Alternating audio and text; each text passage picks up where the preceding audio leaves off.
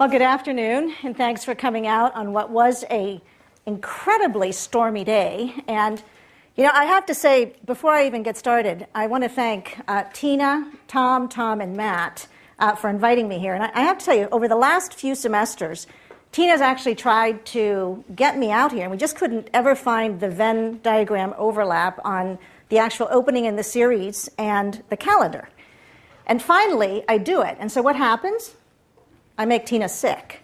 So Tina's not here today, but I really do want to thank her for actually inviting me. And I also want to say is, I've had a lot of colleagues that have come and actually, been with you, and they said they had a blast just being able to present and the sort of questions that they were asked. So I would like to tell them that I actually had a blast too. So for that, I will say right now, in all honesty, it is an honor to be here. I thank you guys for paying attention and actually for actively participating. And I am going to be calling on you, so just heads up. So first of all, you're probably wondering, when you think about, whoops, what did I just do? Am I going right? Who am I? Because lots of you have heard a lot of the other names and might not have heard my name previously.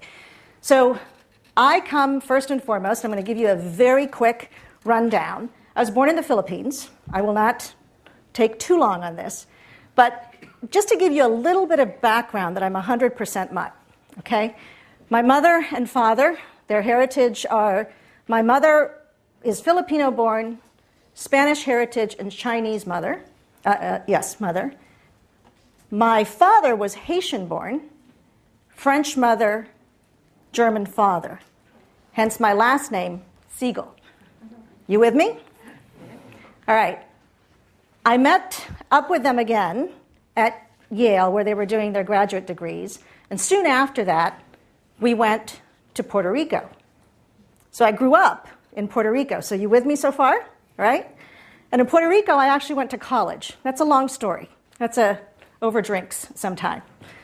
And then from there, I went to Boston and did my graduate degree at Boston University Medical School, where I studied biochemistry and molecular biology. And it's also where I met my husband, and who is a biophysicist. Now, you might imagine, I've got two parents who are deep, deep academics, okay? Like hardcore academics. And they were expecting me to be a hardcore academic. I'm married, a biophysicist. And so here I am in business. What happened? And I'll tell you, my mother did not forgive me for a long time. How could I possibly leave the nobility of education to go into the commercialization world, into the world of business? And I have to tell you, and this is partially for you too, is I am so glad I did it because it was my passion. When I think about the nights, and my husband and I, at the time he wasn't my husband, but we would go back into the lab because he wanted to be there, 2 o'clock in the morning. Let's go. I'll tell you, my passion wasn't there. But you tell me now, let's get something done in terms of a business plan or something like that, I'll stay up all night. So you by now probably know what is your passion. Where is it that you're actually enjoying? You probably know what fields you actually gravitate to. You know whether you're a people person. You probably know whether you actually like to analyze data. You don't want to be doing a lot with people. You probably know whether you like to make presentations or you don't like to make presentations. There's a lot of things that you probably already get a feeling. I knew that despite my genetics and despite my nurture environment, I wasn't for the world of academics. And so I went, and on a whim, if you'd like almost, being invited when I was in the laboratory setting to actually go work for a company, which I'll tell you about in a second. Now, let me give you a little bit more from Boston, where I went to. I worked at a number of different companies, and I do want to spend a little bit of time on this and the different sizes of companies I worked at and the different flavor of these companies. But I also ended up in Chicago. So Boston, Chicago, where I worked for Amersham, which, interestingly enough, was actually purchased by GE. And then from Amersham, I came to Silicon Valley.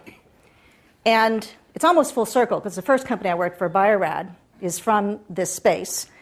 And I came to work for Amersham in Silicon Valley to start looking at the innovation landscape. It's going to be a recurring theme throughout the talk.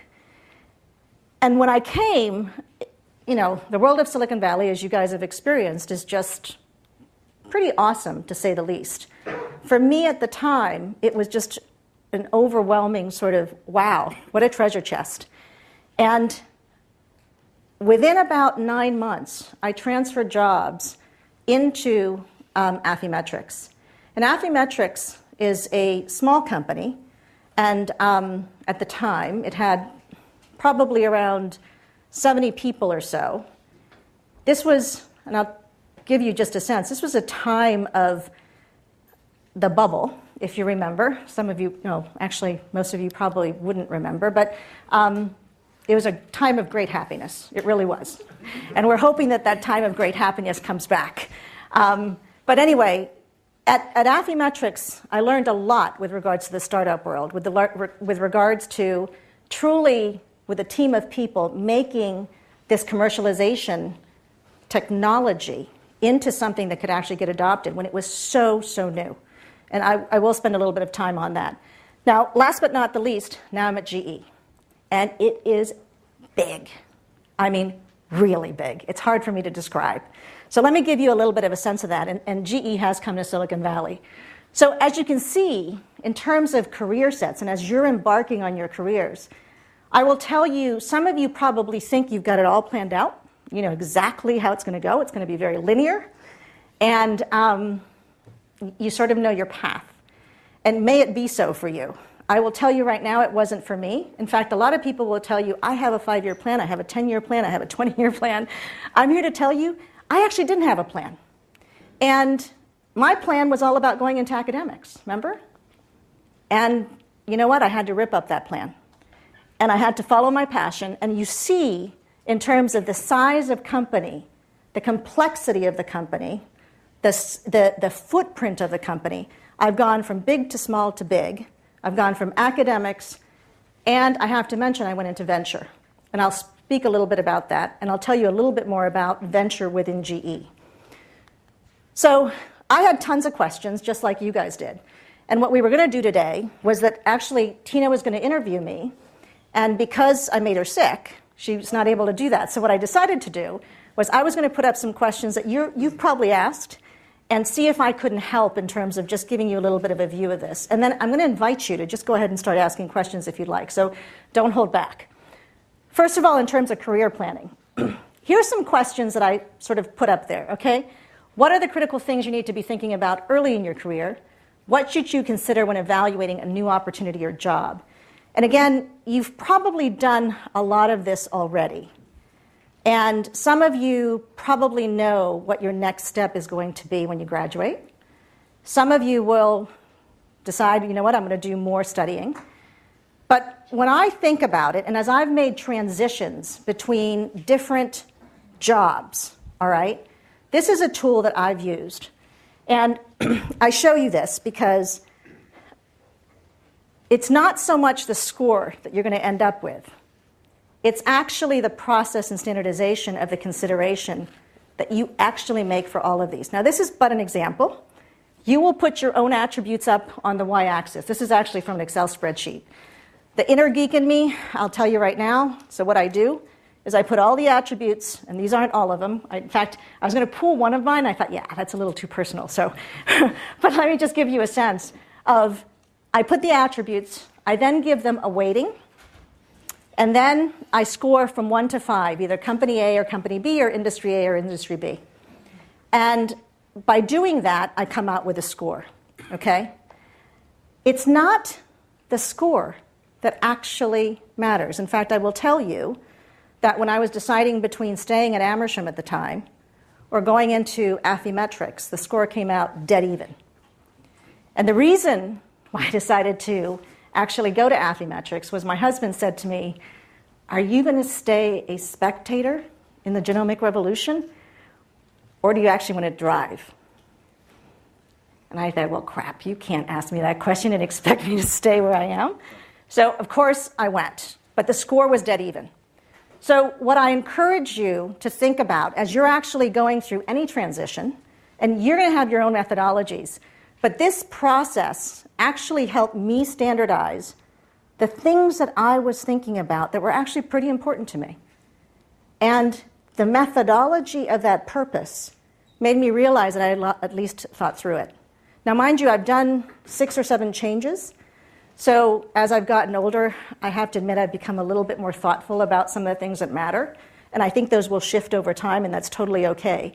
But just the fact that you put them down, you actually think through them, you force yourself to actually think about it, is pretty meaningful. Now, the other thing I would say to you as you're thinking about things is, and some of you might have experienced this already if you've already worked in companies or not, if you haven't, I advise folks that have to do this. You write your own press release. Now, what am I talking about? So a lot of times, if you've been a product manager in a company or you're thinking about launching some activity, you write a press release around a product. And you know what the features are on those products, and you give it the meaning and the positioning that you want to give it because it's actually important. Now think of yourself as the product. What are the key messages that you actually want your friends, your family, your colleagues, someone in the future to actually think in terms of why this is meaningful for you to make these transitions? So as you think about it, and nobody has to see this ever unless you want them to, but just the fact that you do this and you actually write it down, it really helps you think, am I making the right decision? Because really transitions are probably the most ambiguous times in your life. And so having tool sets that help you do this, and you're going to invent your own. I'm just sharing with you the ones I've done, and having been through it a few times, they've been very, very helpful to me. Now, another thing I'll tell you about is what skills and tools have really served you well throughout your lives or careers. And I'm going to share one with you, and that is, I think when I think about skills, you learn a ton as it relates to skills in school. And you get taught how to do certain things, methodologies, processes, whatnot, tools, if you'd like. But there's some skills you actually never really get taught. And those are things that are the soft skills. And the higher you get in organizations, the bigger you get in organizations, actually those soft skills mean a bunch. And what are some of those soft skills? So when you think about it, the whole notion of just being able to work with other people, again, it sounds so obvious, but yet I have to tell you, in a number of the companies I've been in, it's not so obvious. And in fact, when people get their reviews, one of the things that actually gets said is they need to learn to work with people more. They need to learn to work as part of the team. They have to realize that other people should get credit too, that you're not the center of attention all the time. And it just goes on and on. So that notion of team and that notion of these soft skills are actually pretty important. The other thing I'll say in terms of some of the skill sets is, and again, you've probably learned this, is the notion of empathy. What am I talking about? You probably are going through it as you're going through classes. Some of you are stronger in some classes, some of you are stronger in other classes. And so to be able to actually understand this, the whole notion of empathizing with the other person when they in fact are part of a team, they bring a skill set, they're going to do something for you that's actually going to get your project done. But still being able to actually empathize with them in terms of the parts that they don't understand is pretty important. In the corporation, it's actually the same.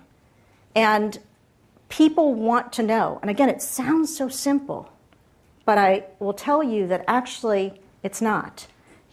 People get mechanical about things and then realize that it is this personal empathy that actually people relate to and want to help you become successful. Having people want to help you by you also empathizing is a big deal. Try it sometime. You'll actually surprise yourself, and you'll probably surprise the person too. Now, I'm going to give you something that, this one was from 1998. I couldn't find one sooner. And this is something I call ways of working. I've used it for years. And this is something that as a manager or as a leader, as a team lead, as a project lead, that I realized was pretty important. Leaders, as you've learned in your classes or as you've lived in life, have to be able to set vision and goals. They have to be able to hire and fire and build teams, right? But in addition to that, you really do have to set the expectations, particularly with regards to a culture. So let me share something that when I start any job with any team that I work with, I essentially lay these out. You might tweak them here and there. You might create your own. But just the fact that you lay them out and that, in fact, they are something that you talk through creates a real culture. So let me give you a sense. For example, if you're part of a team, and this is for Healthy Imagination team right now within GE, we're all ambassadors for the team. That means that actually you need to support and represent the team wherever you are. And just understand that, in fact, that is that important. People look at that and they go, that sounds so obvious. Well, but it's not. Because if you go out there and say, I don't agree with that, I don't believe that, you're going to get called on it. And I make that very clear to the folks that I work with. When I think of the issues within the team need to be resolved within the team, again, it sounds obvious, but laying this out when you start working with a team is actually pretty important. What does that mean? So you can go and say, you know what, pretend to like it, go outside, talk about it, second guess the decisions. And I will tell you, it'll be one of the worst functioning teams that probably exists. Because you don't have the unity, you're not clear, and you're actually not coming together with regards to expectations. But let me give you a sense of when you think about the decisions. Now, everybody gets a chance to actually debate, to argue, as much as you possibly want in the room. And the leader, the manager, the project team leader, whoever it might be, has to set that tone. It's a notion of culture. And by doing that, it really encourages very, very strong debate and allowing for everybody to be able to air their concerns and really add to the richness of the decision making. Once those decisions are made, however, in order for crisp execution to occur, in order for success of the team and individual success, you really need to make sure that, in fact, you have debated it internally and not second-guessed it externally. One of the things I tell the teams that I work with is, hey, it's not that you never get to bring the decision back. You just don't get to second-guess it behind the scenes. You have to come back in front of us. You have to ask us, look us in the eyes, and say, we, in fact, are going to revisit this decision for the following reasons. And don't come in without some solutions, too. Come in proactively. Just by setting those expectations, I have to tell you, it's made such a difference. And this is, you saw that it was 1998 that I've used this, and whatever year we're in now, it's actually lived. And the reason why is they're so simple, but the key to it is that, in fact, what's happened is that we have the ability to make very, very clear, and we get a sort of common contract together. The other one I will tell you is this proactive project problem solving. What do I mean by that? So one of the things that happens is that folks say, particularly in organizations, they talk about, you know what, he didn't do this right. And they go and they tell somebody else, and they go and tell their manager. Or they can't resolve something, and they go tell somebody else without going first to the person that's actually caused the problem. And you guys know how you feel when you haven't heard that there's a problem with you specifically, right? It's sort of human nature. In fact, it just gets worse and it escalates. So this whole escalation procedure, I always say go to the source first. Always talk about that. Create that culture of accountability and create the culture of respect between one another. It's remarkable. It actually works if you hold yourselves accountable and you get the team to get into this contract with one another. The last one that I'll talk about is assume noble intent. This one seems more simple than not, but it's absolutely probably the one that's the most elegant. When people are approaching you, when there's problems, what do you guys think, right?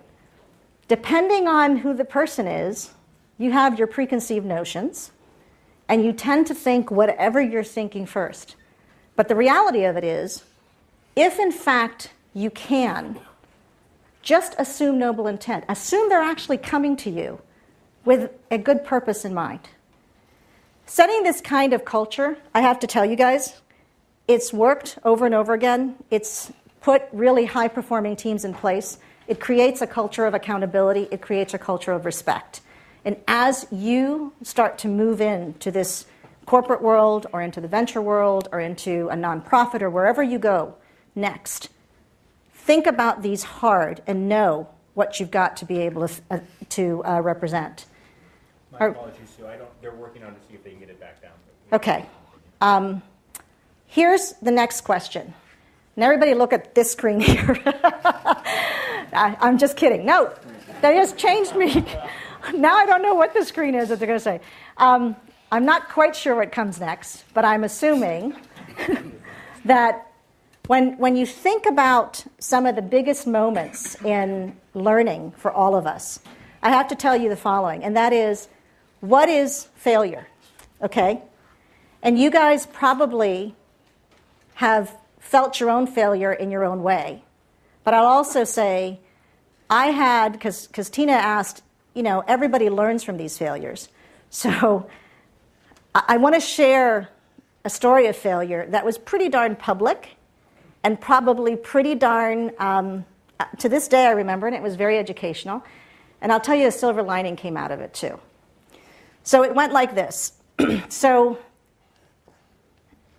in the year 2000, I think you guys know the first draft of the human sequence was actually published. Around this publication, you can only imagine the incredible promise, and if you'd like, the inspiration that it brought. You would hear words as follows, which is, we have uncharted territory in the human genome. We're going places where we've never been before. This is so true. It really was true.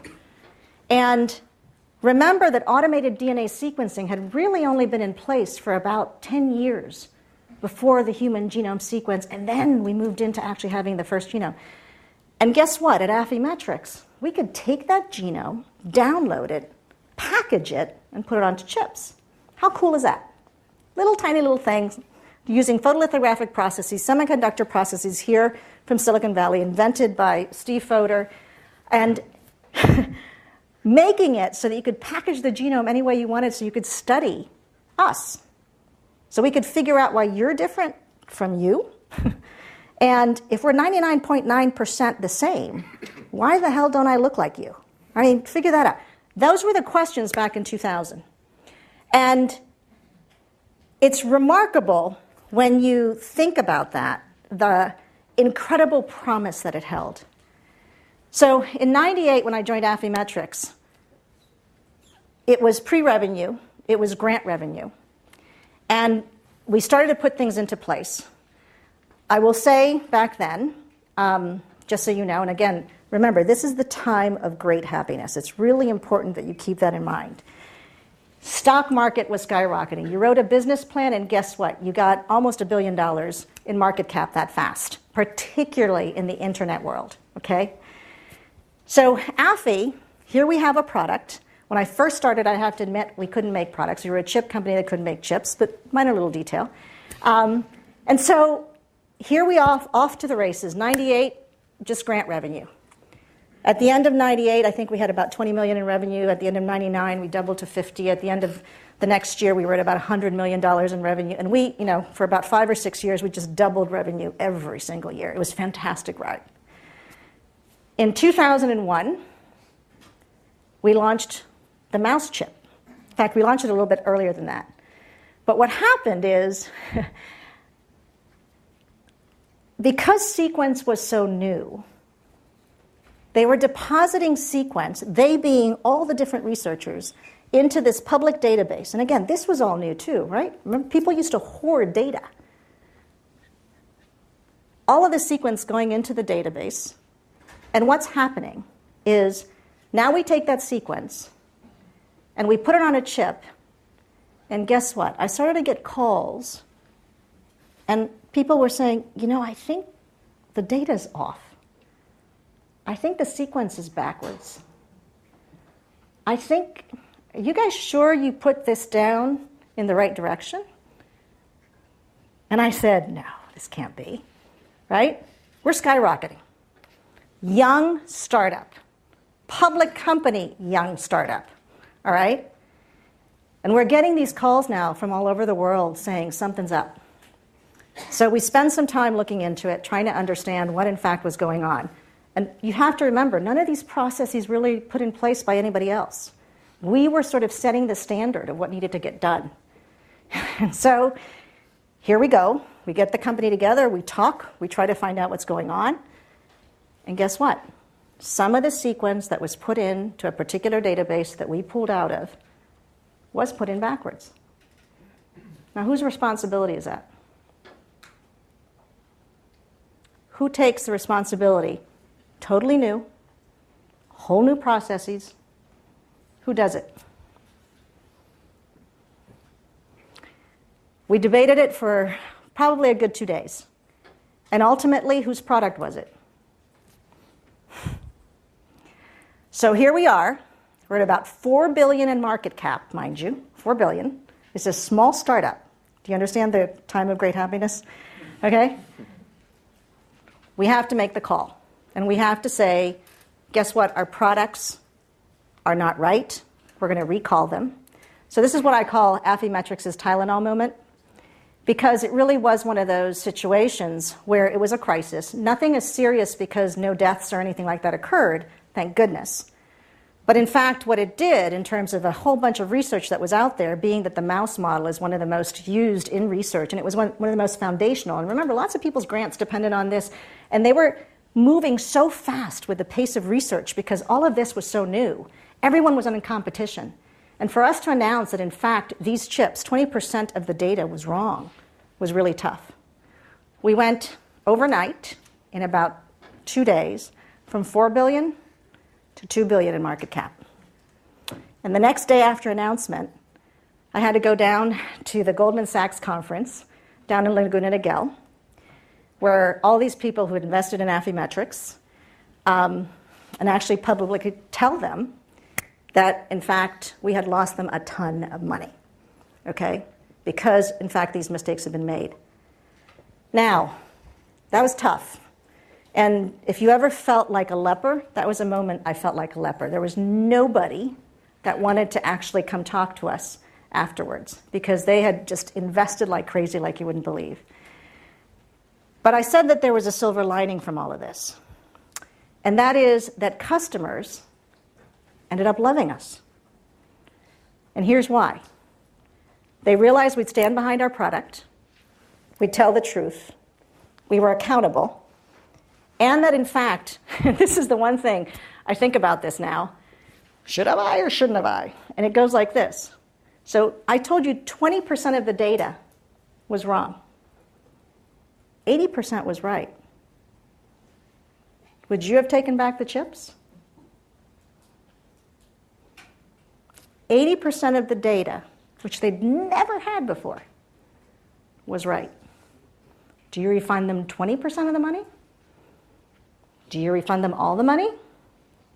What do? You got to make this decision, knowing what you know. We refunded them all the money. They still use the chips. I'm like, damn. You think about that, because 80% of the data was right. And they knew, and they wrote algorithms. They're smart. They wrote algorithms to actually make that happen.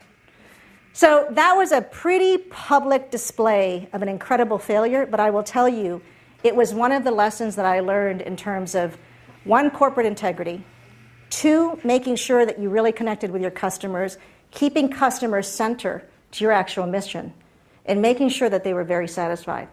And the feedback we got over and over again after doing that was just fantastic. So corporate jungle, and it is a corporate jungle. Can I just see a show of hands? How many of you are planning to go into the corporate world at this point? Pretty much. Where are the other of you going? I'm just curious. Venture? How many are thinking about venture? Cool. How many are thinking about the nonprofit world? Yeah. That would be Just so you guys know, because I know you can't see it, 0 so far. And the rest of you are sort of going, oh, 1. Let me see you. Yay. Go. I've got a job for you, actually.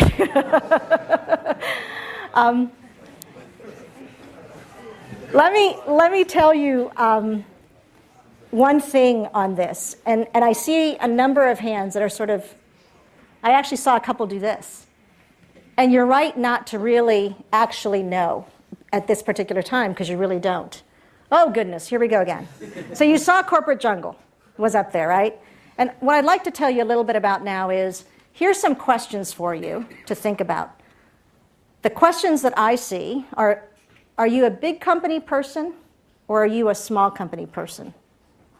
As you consider the opportunities that come at you, okay? Do you already know that answer? Do you sort of know where you think you're going to end up? Typically in Silicon Valley, the answer I get is, I am a small person company, I am going to go build my own, and I am going to go to a startup. That's typically what I hear. How is life different at either a startup or a big company? And I'm curious if you've got a sense for that. If you guys have thought about how life might be, or maybe you've heard different things, and I'd love to share some thoughts on that particular front, having been part of both of those. The other question I suspect you ask is, how do you actually affect change in whatever environment that you're in? So knowing that, let's go through that a little bit. And what you can't see right now is, regardless of what size company, you still have to do the same sort of elements. Build teams, work within teams. If you're leading, you need to hire. You also need to fire. A lot of people forget that portion of it. And I tell you, some of the best decisions that some of the best leaders have made have been to fire people, because you have to set the expectation with regards to what you want in terms of quality and what you expect in terms of delivery. The other element of it is attitude. And I know this is going to sound like, well, my mama taught me that. But I have to tell you, a lot of times the soft skills I was talking about, no matter if you're in a small company or in a big company, the decisions don't get made by like big, huge committees in terms of you. Typically, the decision gets made by your next manager or by your manager's manager with the manager. Depends on size of company, but it tells you a lot about your attitude, your willingness to actually participate in things, your willingness to actually be part of the solution versus just the problem. And that is something that, regardless of size, you go through. Now, let me just mention something about innovation for a second and how that works in the size of companies. And the reason why I say this is, I think it's pretty important as you think about where you go. This university in particular has been all around innovation. It just embraces the whole notion of creativity and entrepreneurship. It embraces the notion of bringing whatever size company, but certainly has stimulated the creativity of all the startups, which now, some of the ones that are biggest, and it's hard to actually tell them this, because when you think about the likes of Intel and whatnot, some of the first venture-backed companies, they're middle-aged or older, right? They're no longer the big startup. But they started that way too. Google is getting, they're more than teenage years, right? They're getting into their 30s, 20s and 30s, right? So when you start to think about that, the whole change with regards to where you want to go and where you're trying to seek out what you're looking for has been important. For me, fundamentally, innovation has been the important element.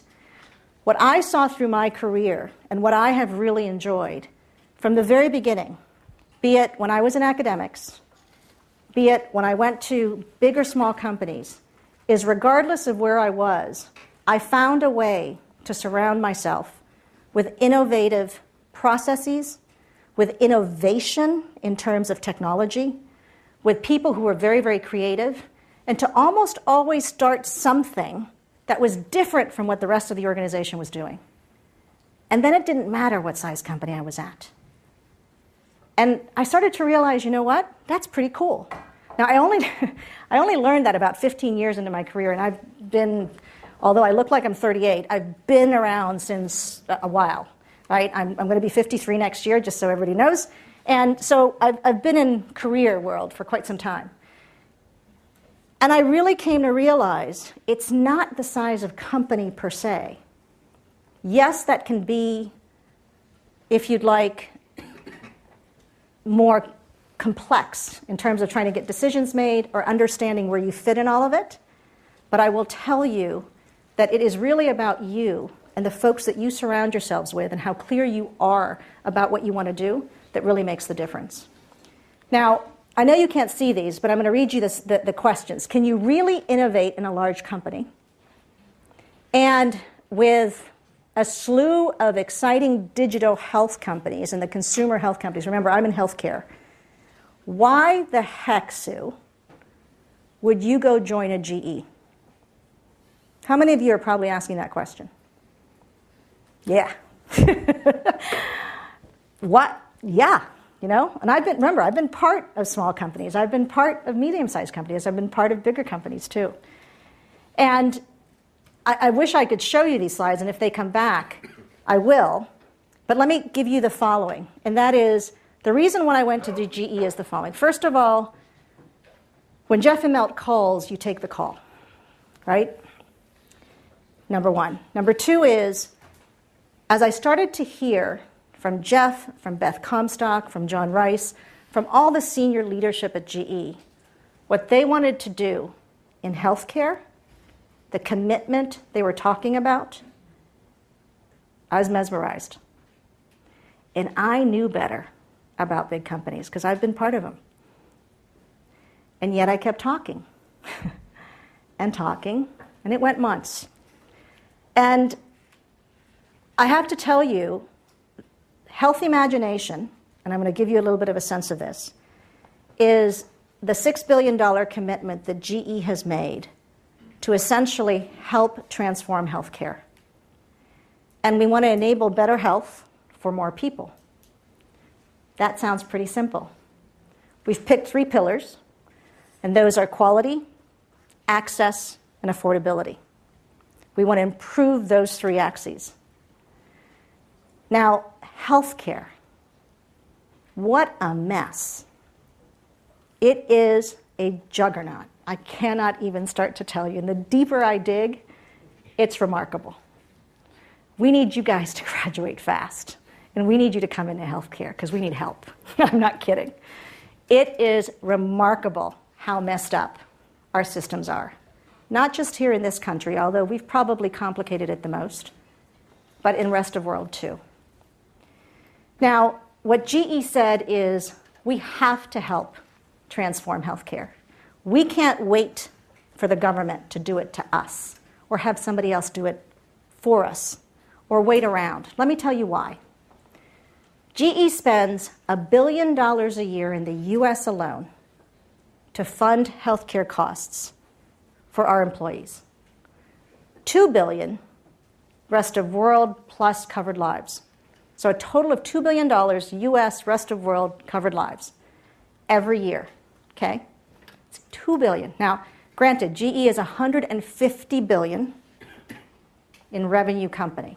So yeah, lots of zeros, $150 billion. You know, going from Affymetrix to GE, it was like, okay, same problems, but big bunch of zeros at the end. And when you think about that, $2 billion might seem like a little amount, but yet, think about what happened to General Motors. You guys have probably taken this as a case study, and if you haven't already, so General Motors spent, as you know, about $1,500 per vehicle on just healthcare costs, $1,700 and something for all benefits associated to employees per car. How much did Toyota spend? Anybody know? Take a guess. Not zero. They wish, not zero. $250 per car, in essence, in healthcare costs. $250, $1,500. corporate competitive, national competitive is actually at stake. And one of the things you might or might not have noticed that was actually up in the attributes Excel spreadsheet at the beginning that I'd put up was cause, was one of my big attributes. And I think as you've had a chance to experience other things, you start to realize that it's not just the position or the title or the compensation. It really is wanting to be able to participate in having an impact. And GE said, we've got to fix our own shop. We're not going to wait for everybody else to tell us how to do it. So if we're going to do that, how do we go about doing it? And it's set off with Healthy Imagination. It did the same thing with Eco-Imagination. There are two corporate initiatives within GE, Eco-Imagination and Healthy Imagination. So when you think of Healthy Imagination, think of us as the corporate incubator for disruptive methods, processes, and business models that actually can help transform healthcare under the three axes I actually talked about already. And when I think about that, it was very inspiring to me. And to hear the kind of commitment that GE was actually making, the leadership was making, was part of the reason why I went there. I've been there now just a little over 5 months. I've put Healthy Imagination, this new corporate garage, in place. The tool sets that I now have at my disposal is I have a venture arm that I have the privilege of being able to run, investing in the digital health companies, et cetera, that you talked about. I've got something now that we're forming called the Scalerator. And this is, think of it as bringing GE processes or GE proven methodologies to the startup to help them scale and get to commercialization or revenue faster. And that is something that startups would like to get to quicker. If you can help remove the barriers, help remove those risks that they encounter to actually get to either break even or get to commercialization so that in fact customers can actually use their products, that's the headiest time for startups. So what GE is doing is bringing all of that plus all the GE methodologies and bringing its global footprint and its scale to bear. And I didn't tell you this at the beginning, but GE has, I think now, over almost 330 or 340,000 employees worldwide. It's got about 150, it's in 150 different countries. You think about that type of scale. Fortune 10 company, when it decides it wants to do something, it's pretty serious about it. So that was part of the reason why I went to Healthy Imagination. And the fact that I could keep venture, it seemed like the best of both worlds.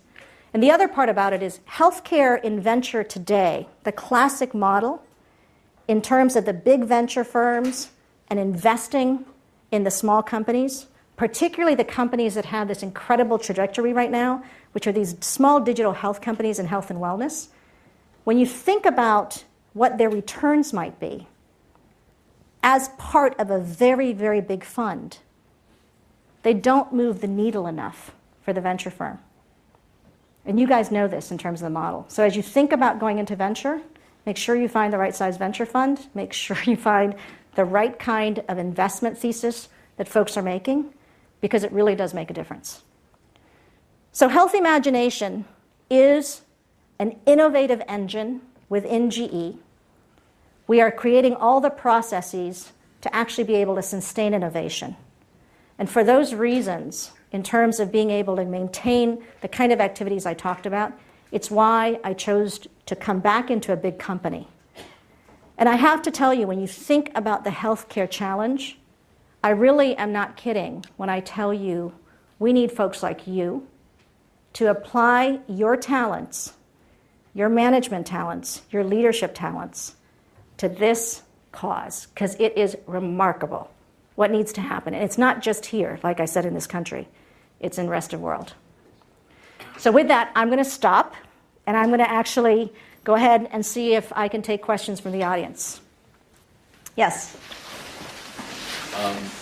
You said that in interviews with corporates that teams should be able to solve their problems within the team, and members should be accountable for what they do. But to me, uncertainty beside accountability is just a little bit is nothing that and these two things cannot get along with each other easily. For example, I was working in the research business for a while, and it's really uncertain. And when some things go wrong, you can't really blame someone because it's nature. Sometimes it's just nature. And being able to talk with other people, being able to resolve things, and being accountable is not easy. I'm not going to disagree. So the question he's asking is, how do you marry up uncertainty and accountability? And almost in any size company, by the way, because I'll tell you in the startup world, when you are getting to a point where in fact you're running out of money and there's an uncertainty of whether you're going to get funded or not, that uncertainty is pressure. And your accountability is even higher because it's all about survival. Okay? In the big company, the uncertainty is, do I get the allocation? Don't I get the allocation? Is this project going to survive? Is it not going to survive? The pressure's a little different. No doubt about it. But how do they coexist? It's a great question, and I don't think I have a clear answer that it just goes magically. But I will tell you what I do when I have uncertainty in any size company that I've been at, and that's I force an answer. And if I can't get an answer, I force it myself. And it's happened. Or I leave. There comes times when you decide it's time. Of the 7 companies I've been with, or organizations I've been with, I will tell you I've only left one because I wanted to.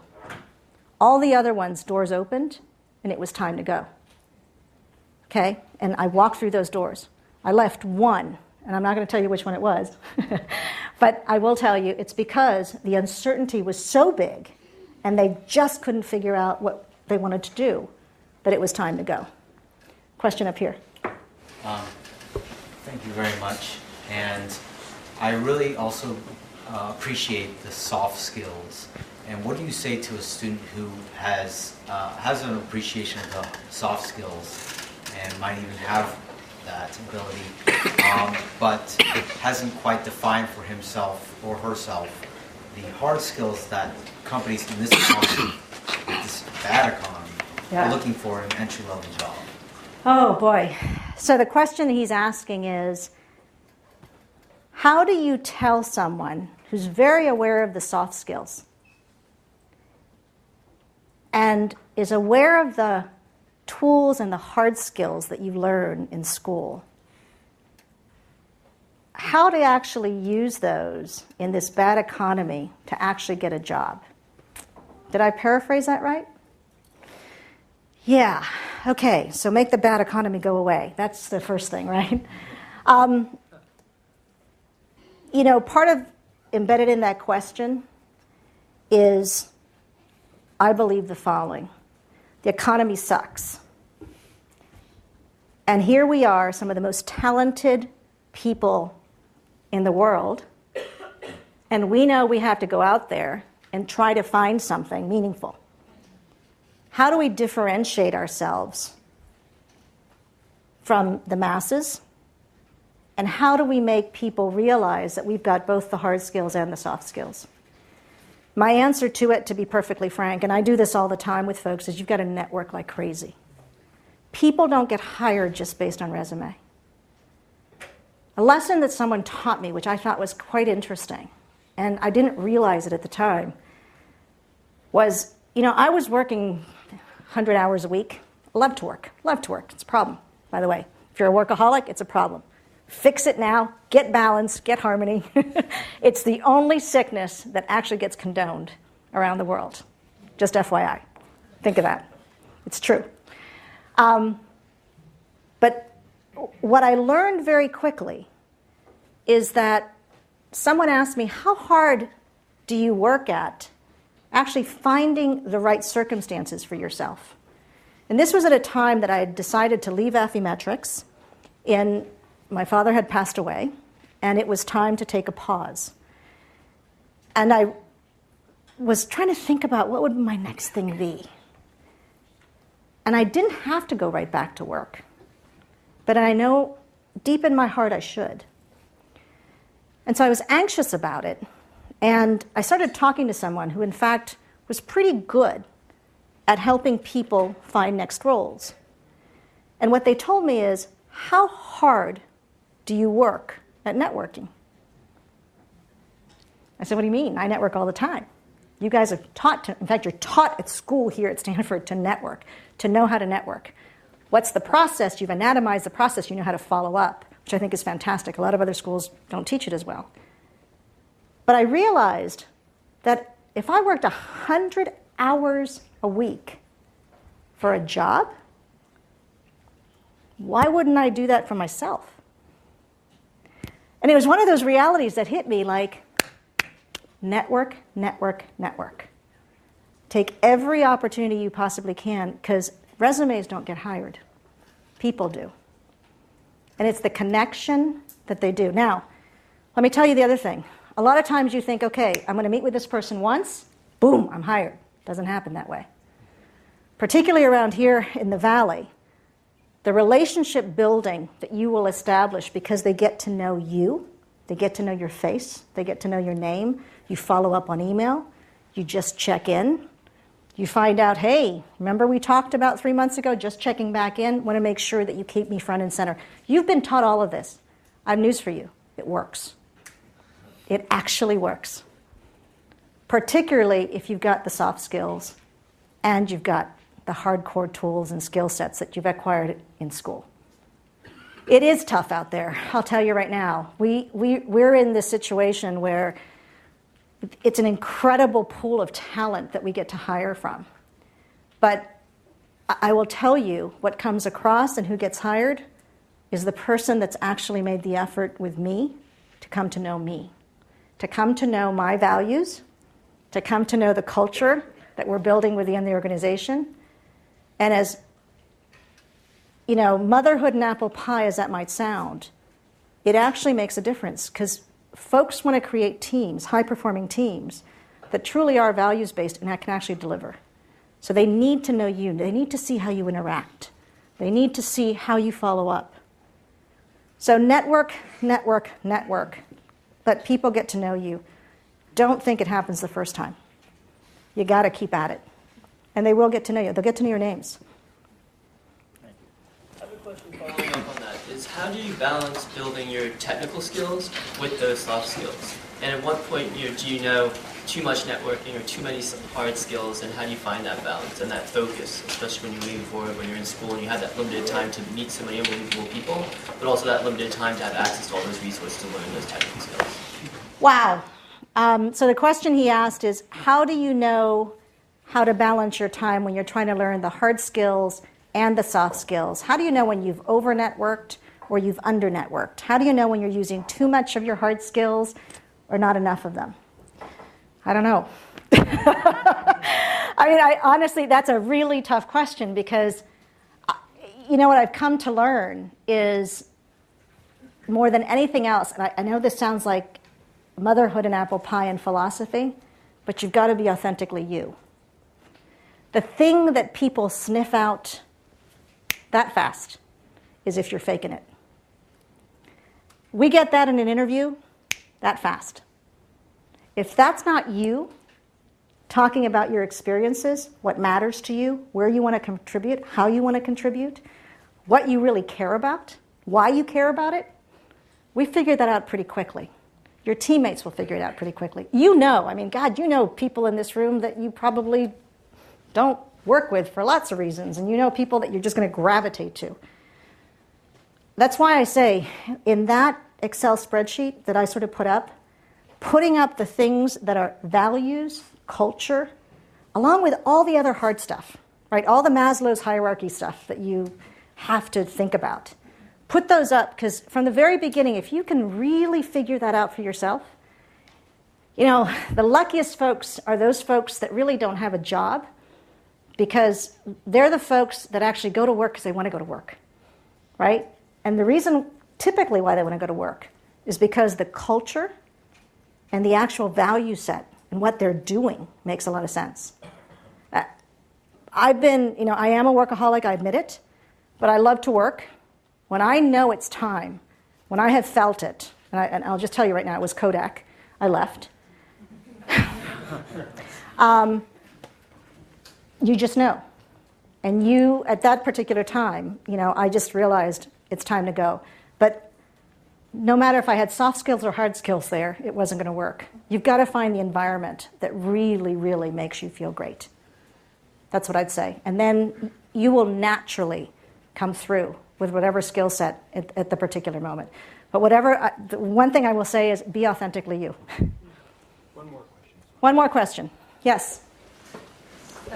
This is on the healthy imagination. Healthy imagination, uh-huh. Yeah, so what are the big approaches or areas that the GE is looking to fix the healthcare? So thank you for asking. She's asking about healthy imagination and what are some of the things that we're doing with regards to actually trying to fix healthcare. And let me give you a little bit of a view of that, and it goes like this. So the first place that GE decided to work on was its own employee base. With over 300,000 employees, you might imagine it's a fantastic laboratory. I mean, if your employees believe in it, if they do it, they're like other consumers, right? So first and foremost, it set out and said, we're going to do like what you've heard so many other employers doing, but they did it in a different way, which is to put health and wellness programs in place.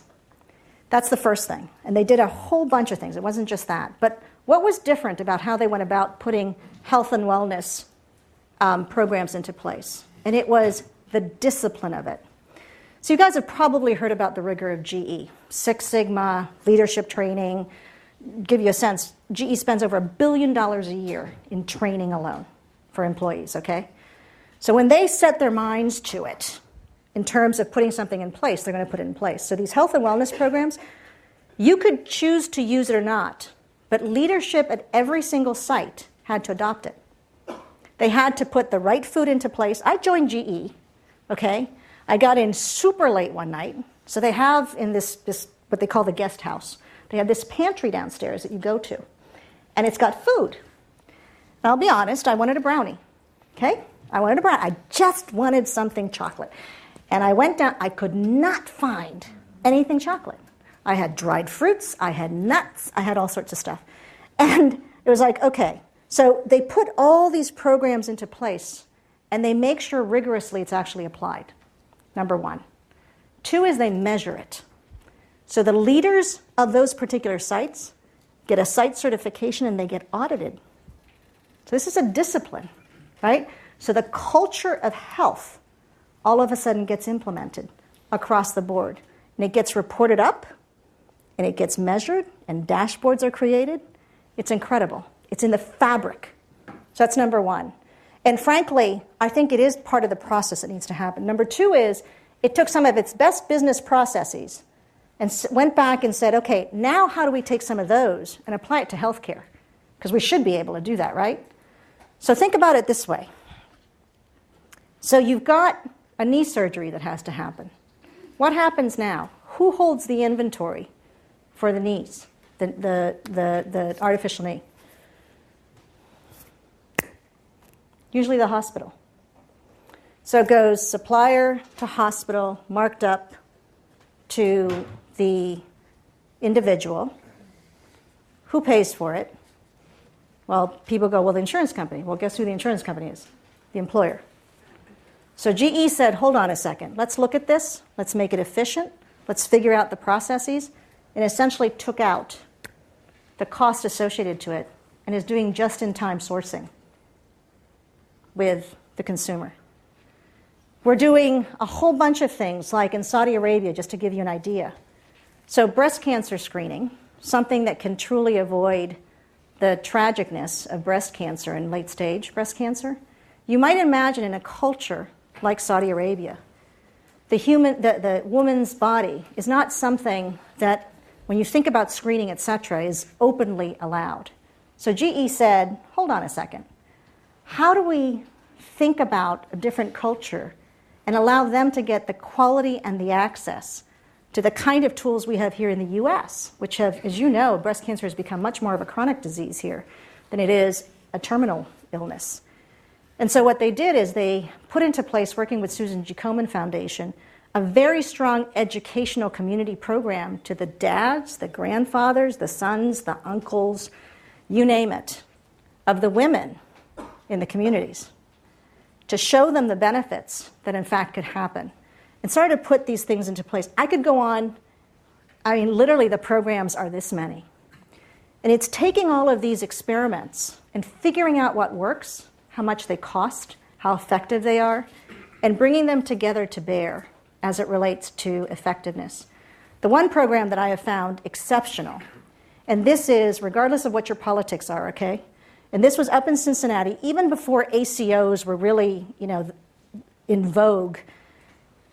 They said, let's bring collaboration together. Let's bring large self-insured employers together up in Cincinnati, one of our biggest footprints of employees, and let's have them come together to figure out what, in fact, we can do with regards to this healthcare juggernaut. We brought MDs in. We brought a whole bunch of hospitals in. We brought municipalities in. And what we said was, how do we figure out how to actually help improve costs, improve access, improve quality, et cetera? And after only 2 years of working together, really looking at this, particularly applying what is called the Pcmh model, and I suspect you guys are going to hear a lot about this, which is it's the physician-centered medical home, and it's all about continuum of care and having a primary care provider actually follow you through. Instead of having 200 different specialists that follow you through your life, you actually have one doc that helps coordinate care. And this is something that is going to get implemented across the board. We proactively worked to actually get this put in place in the city of Cincinnati. Just looking at the emergency room visits alone, over the last almost 2 years now, Cincinnati claims that they've saved $200 million. And the rate of customer satisfaction in Cincinnati for those who have participated is just off the charts. So when you think about what is Healthy Imagination doing, I could go on for hours, honestly, and I'm out of time with regards to the project. So with that, thank you very much for your attention. Appreciate it.